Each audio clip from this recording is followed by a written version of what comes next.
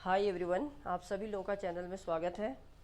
आज का जो क्वेश्चन सीरीज़ है वो मैं लेके आई हूँ रिगार्डिंग चार्ल्स लैम की ड्रीम चिल्ड्रन अ रिवरी।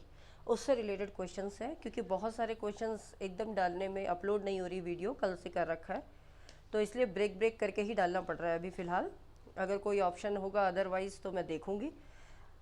वंस मैं पहले पहले आपका प्रोज सेक्शन कंप्लीट करवा दूंगी, प्रोज एंड फिक्शन वाला, तो उससे हम जल्दी जल्दी से क्वेश्चंस करना स्टार्ट करेंगे। I will try to finish within 3 to 4 days that topic. So let's begin with this.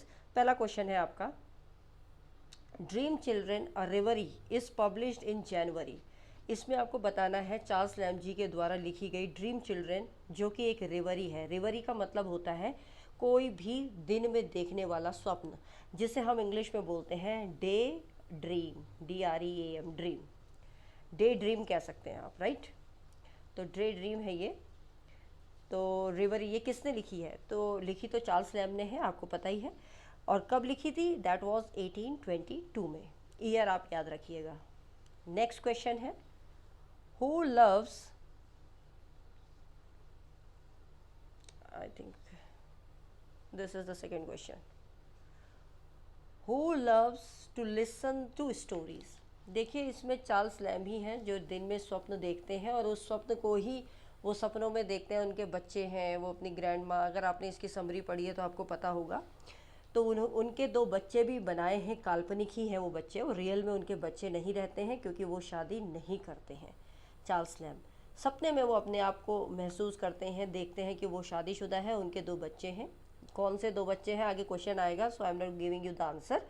लेकिन यही है कि ये जो स्टोरीज़ है, स्टोरीज सुनना, जैसे बच्चों को स्टोरीज सुनना पसंद आता है ना, तो ये किसको पसंद आता था? तो ये बच्चों को आता है। चिल्ड्रंस, इस जो वर्क है, इस वर्क में बच्चों को स्टोरी सुनना बड़ा पसंद आता है। नेक्स्ट क्वेश्चन है आपका third question. Third is, who are lambs little ones. Little ones का मतलब यही है कि लैम के यहाँ पर जो स्वप्न में बनाए गए बच्चे हैं, उन बच्चों का नाम क्या है? तो उन बच्चों का नाम ये रहता है जॉन और एलिस। आप याद रखिएगा, जॉन एंड एलिस। ये काल्पनिक बच्चे हैं, हकीकत में चार्ल्स जी की शादी नहीं होती है। नेक्स्ट क्वेश्चन है फोर्थ क्वेश्चन। फोर्थ क्वेश्चन है आपका, which bird spreads leaves on the dead bodies of the babes. Babes का मतलब होते हैं बच्चे। तो यहाँ जो ड्रीम चिल्ड्रन जो वर्क है, इसमें चार्ल्स लैम जी के द्वारा जो बनाई गई है, इसमें ये कहा गया है कि इस स्टोरी में कौन सी बर्ड का नाम है जो बच्चों की डेड बॉडी होती है उसके ऊपर पत्तियाँ बिछाती है, मतलब ढकती है। तो वो बर्ड का नाम है the robin red breast. The name of that bird is robin bread breast, BREAD, breed, BREST, breast. इसके बाद नेक्स्ट क्वेश्चन है आपका fifth question. Let's have a look. Fifth question है, which book did the great grand mother remember by heart. कहने का मतलब है यहाँ पर जो ग्रेट ग्रैंड मदर इसलिए कहा गया है क्योंकि ग्रैंड मदर तो माँ जो होती है, वो ऑथर की, चार्ल्स लैम की जो माँ है उनके बारे में बात कर रहे हैं। लेकिन स्वप्न में ये ग्रेट ग्रैंड मदर वो हो गई जो उन दो बच्चों की, जो कि उसके काल्पनिक बच्चे हैं एलिस एंड जॉन, उनकी दादी हो गई, राइट। तो कौन सी किताबें उनको बाय हार्ट याद थी?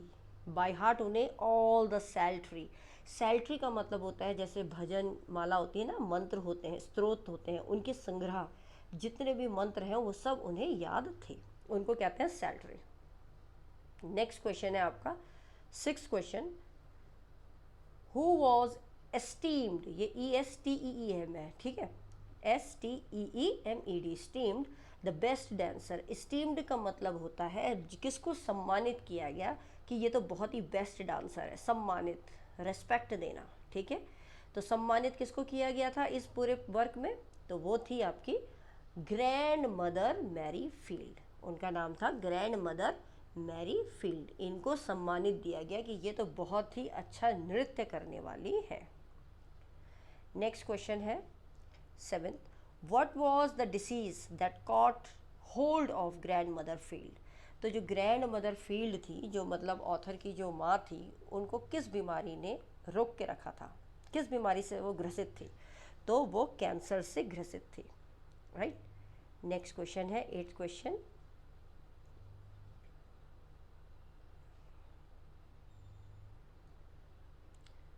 ओके, हुज apparitions का मतलब क्या होता है ये बताते हैं। पर apparition का मतलब होता है भूत या प्रेत, प्रेत कह दो या भूत कह दो, ठीक है। तो whose apparitions did Merryfield believes to have seen, मतलब जो मैरीफील्ड थी, जो ग्रैंड मदर थी, उनको किसका भूत दिखाई देता था? तो उनको 2 बच्चों का भूत दिखाई देता था, 2 इन्फेंट्स। किसका दिखाई देता था? 2 infants. Question number 9th, question number 9th है, this is what did lamp use to gaze at. Gaze का मतलब होता है किसी चीज़ पे टकटकी निगाहें रखना या घूरना, घूर के देखना, बड़े स्टीयर करना जिसे कहते हैं ना, स्टेयरिंग आइज, एक टक होके देखना। तो जो लैम्प थे वो किसको एक टक होकर देख रहे थे?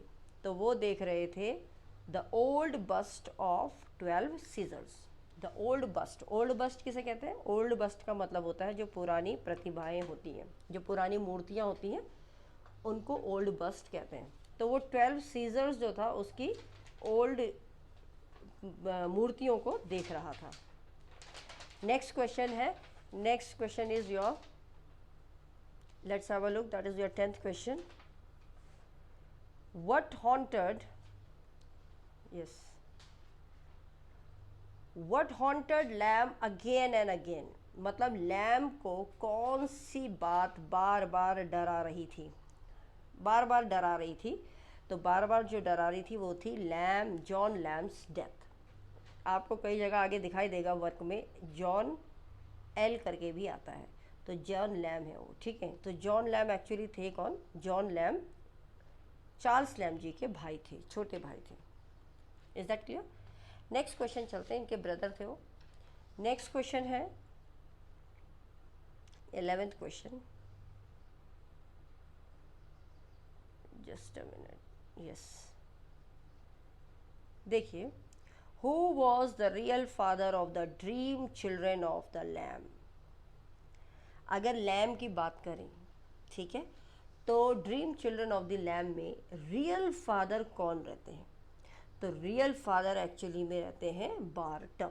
ये एक कैरेक्टर है, BARTRUM, इन्हें कहते हैं बारट्रम, ठीक है।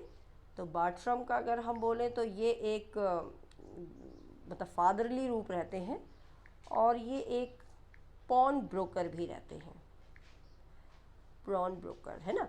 तो इसको pound broker, PAWN, pound broker का महाजन जैसे कहते हैं कि भाई, आपने देखा होगा पादरी या मतलब जो साहूकार होते हैं उनको कहा जाता है।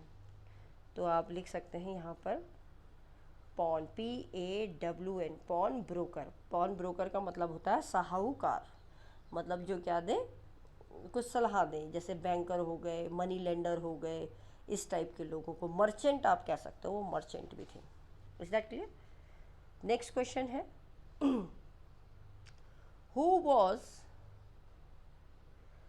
who was by the side of lamb when he had fallen asleep। तो यहाँ पर क्वेश्चन आता है कि जब लैम्प सो रहे थे तो उनके बगल में कौन थे, साइड पे कौन थी? तो साइड पे एक कैरेक्टर है ब्रिजेट। ब्रिजेट एक्चुअली इसको फेथफुल ब्रिजेट के नाम से जाना जाता है। तो ब्रिजेट यहाँ पर किसको संबोधित किया गया है? लैम्प, चार्ल्स लैम्प की बहन को, क्योंकि आपने पढ़ा होगा मैरी लैम्प, मैरी लैम्प उनकी बहन थी, मैरी लैम्प। इन्होंने भी शादी नहीं करी थी क्योंकि इन्हें भी कोई मेंटल प्रॉब्लम थी, मेंटल इलनेस थी, उस वजह से ये शादी नहीं कर पाई, जिस तरीके से चार्ल्स लैम्प ने भी शादी नहीं करी थी। तो इनका एकमात्र सहारा ये बहन ही थी, जिन्होंने भी अपने भाई के चक्कर में कह लो, या भाई ने बहन के चक्कर में, मतलब एक दूसरे का सहारा ही समझ लीजिए। तो वो इसलिए ये सिस्टर जो थी उन्होंने शादी नहीं करी, और इसीलिए उनको फेथफुल ब्रिजेट के नाम से भी जाना जाता है। तो कभी प्ले में पूछ लिया जाए which of the following character was known as a faithful Bridget, तो फेथफुल ब्रिजेट किसको कहा जाता है? तो वो है मैरी लैम्प, जो इनकी बहन थी। और अगर क्वेश्चन इस तरीके से आ जाए कि साइड में उनके साथ जो थी, कौन थी उनके साथ में जब चार्ल्स लैम्प सो रहे थे, तो वो थी ब्रिजेट, ठीक है। खाली मैरी नहीं लिखेंगे, यहाँ पर जो रहती हैं वो ब्रिजेट कैरेक्टर हैं, जो फेथफुल ब्रिजिट की तरह काम करती हैं। नाम संबोधित किया गया है मैरी लैम्ब के लिए। Moving on to the next question, question number 13th, let's have a look. या देखिए, who had gone forever, इनमें से कौन सा कैरेक्टर है जो हमेशा के लिए चला गया? तो वो कौन जाता है आपको पता है, that is John L. John L मतलब जॉन लैम्ब्स। जॉन लैम्ब इनके भाई रहते हैं, किसके? चार्ल्स लैम्ब के। तो वो उनकी मृत्यु हो जाती है, इस वजह से वो हमेशा के लिए चले जाते हैं। अब यहाँ नेक्स्ट क्वेश्चन यही पूछा गया है कि जॉन एल हैं कौन, उनका पूरा नाम जो यहाँ पर संबोधित किया है वो है कौन? तो हु इज़ जॉन एल? तो John L is your James Elia. कौन है? जेम्स इलिया। नेक्स्ट क्वेश्चन है 15th क्वेश्चन। थोड़ा राइटिंग की वजह से ये स्क्रीन में थोड़ा सा, बट आप लोग को दिखाई दे रहा होगा I think. Let's have a look. देखिए, where did Lamb's great grand mother live? जो लैम्ब की ग्रेट मदर थी, दादी थी, वो कहाँ रहती थी? तो वो एक बहुत से बड़े हाउस में रहती थी, and that was in Norfolk. Norfolk, NORFOLK। ये क्वेश्चन भी एग्जाम में काफ़ी बार पूछा जाता है। नेक्स्ट क्वेश्चन है 16th क्वेश्चन है। Next question is 16th। Which story was engraved on the chimney piece? जो चिमनी पीस थी, एक चिमनी की एक जगह होती है जहाँ पर रखा जाता है, तो वहाँ पर किस प्रकार की नकाशी की गई थी? एनग्रेव्ड का मतलब होता है कोई भी चीज़ जो खुदी हुई हो, उसमें नकाशी की गई हो। तो वहाँ पर क्या चीज़ खुदी हुई थी? तो इसका आंसर मैं आपको बता दूँ, that was children and their cruel uncle. तो चिल्ड्रन और क्रूअल अंकल की जो नकाशी थी उसको वहाँ पर एनग्रेव किया गया था। कहाँ पर? चिमनी पीस में। नेक्स्ट क्वेश्चन है question number 16th I think. Yes, we have done. Moving on to the 17th क्वेश्चन। एग्जाम में ये भी पूछा जाता है, व्हाट इज सल्की पाइक? सल्की पाइक किसे कहा गया है? सल्की पाइक, तो सल्की पाइक यहाँ जिसको संबोधित किया गया है वो एक क्या है? फिश है, वो एक मछली है जिसको यहाँ पर सल्की पाइक के रूप में संबोधित किया गया है। Moving on to the next question, question number 18th।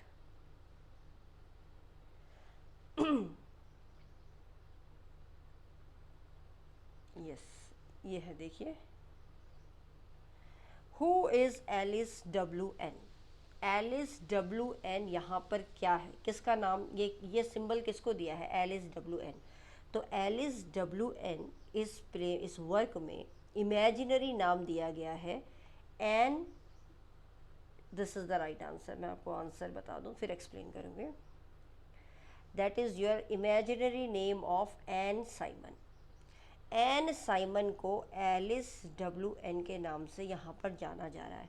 तो यहाँ पर एन साइमन एक्चुअली में होता क्या है कि जो चार्ल्स लैम्ब रहते हैं, ये माना जाता है उन्होंने अपने पूरे उसको ही सपने में देख लिया है जो उनके साथ घटनाएं घटी थी।